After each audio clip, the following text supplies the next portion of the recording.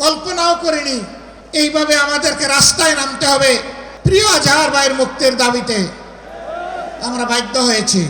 আমরা স্পষ্ট বার্তা দিতে চাই, তার মুক্তি না হওয়া পর্যন্ত এই সমাবেশ প্রথমও নয়, শেষও নয়। সমাবেশ, বিক্ষোভ, আন্দোলন অব্যাহত থাকবে।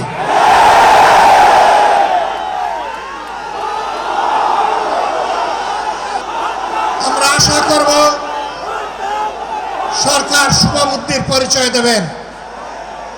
এক এক করে বাকি মজলুমদেরকে যেভাবে মুক্তি দিয়েছেন, সর্বশেষ মজলুমটাকেও দেশবাসীর বুকে মুক্তি দিয়ে ফিরিয়ে দিন।